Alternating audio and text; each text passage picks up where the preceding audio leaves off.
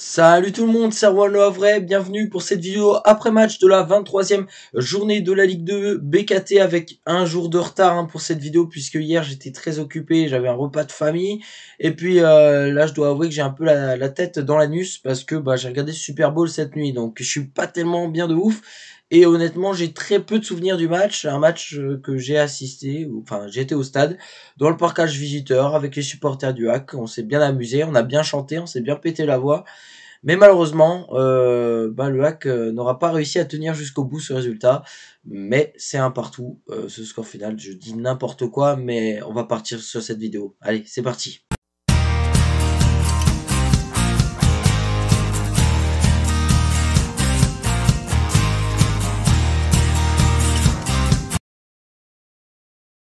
Et c'est parti pour le bref de la rencontre. C'est vrai qu'assister à un match dans un stade, c'est ouf. Enfin, je trouve ça tellement bien. Mais assister à un match en parkage, à sauter, à chanter, au final, j'ai pas vu grand-chose du match en soi en termes de contenu. Donc j'ai pas grand-chose à vous dire réellement. Tout ce que j'ai à vous dire, c'est que c'est Aruna Sanganté qui ouvre le score pour le HAC à la 4e minute de jeu.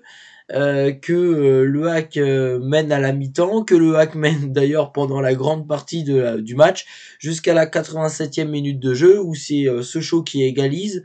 Et puis, au même moment, malheureusement, on a une blessure, celle de Terence Kongolo, assez inquiétante, quand même touché à la tête. Apparemment, ça aurait été le genou de Arthur Desma qui aurait atterri sur la face de Terence Kongolo, et ça l'a couché net, parti à l'hôpital direct. Et au final, derrière, sur la fin du match, donc on a eu 12 minutes de temps additionnel pour rattraper le temps. Et Havrais et Socialien se sont séparés sous un score de match nul de 1 but partout.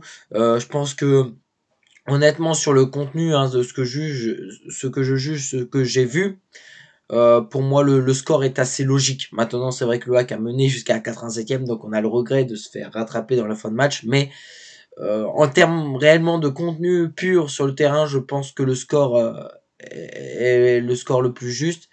Il y a eu un penalty non sifflé pour ce show, il y a eu un but valable pour le HAC non accordé.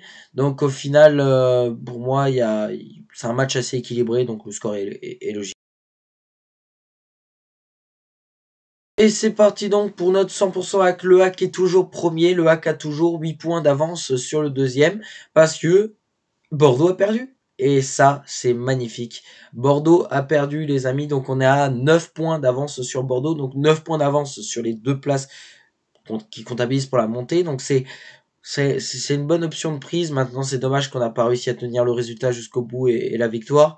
Mais voilà, le score de match nul est aussi si bon parce que, je le rappelle, le HAC n'a toujours pas perdu depuis le 6 août. C'est une très bonne régularité.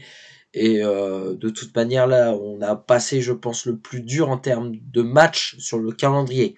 Je parle bien sur le calendrier pur avec des équipes de qualité, comme Sochaux, Bordeaux, qu'on a dû affronter 2 fois en l'espace de 1 mois. Là, le calendrier va être un peu plus posé, un peu plus tranquille en termes d'adversaire, de niveau d'adversaire. Mais attention, ça ne veut pas dire que les matchs seront plus simples. Notre prochain adversaire, ça doit être Niort, si je raconte pas de bêtises. Niort, ça a battu Bordeaux. Ça a battu Bordeaux ce week-end. Donc, ils sont dans l'euphorie de la victoire et ils ont certainement pas peur d'affronter une équipe du haut de classement. Donc ça va être un match qui va être il va falloir rester vigilant. C'est un match largement à notre portée, on va pas se le cacher, mais voilà. Et on va pas se le cacher non plus. Le HAC, ça joue moins bien qu'au début de saison. Voilà, moi, de ce que je constate, je trouve que le HAC joue moins bien que le début de saison. Maintenant, on espère que ça va passer, qu'on va continuer comme ça. En tout cas, on n'a pas perdu contre Sochaux. L'essentiel, c'était de ne surtout pas perdre. Voilà. Donc c'est chose faite. Voilà, il y a eu des choses dans ce match qui sont pas allées, d'autres qui sont allées plutôt pas mal. J'ai bien kiffé l'entrée en jeu de Antoine Joujou notamment, qui a directement dynamisé la rencontre, qui nous a fait croire qu'il pouvait réussir à refaire basculer à 2-1. Malheureusement, ça s'est pas fait, mais il a bien dynamisé. On a eu les premières minutes aussi de Oussama Targaline, donc c'était aussi intéressant. Donc voilà, tout ça, ça va monter en puissance.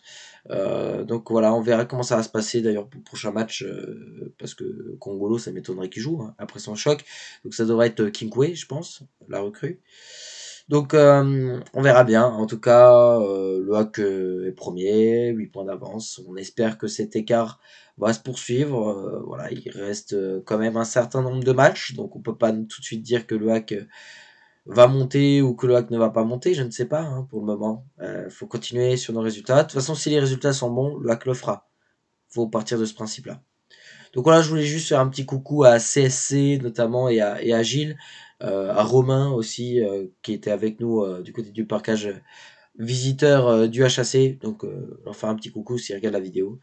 Et donc voilà, c'est tout pour ce 100% hack. Et voilà, c'est tout pour cette vidéo. Merci à toutes et à tous de l'avoir suivi.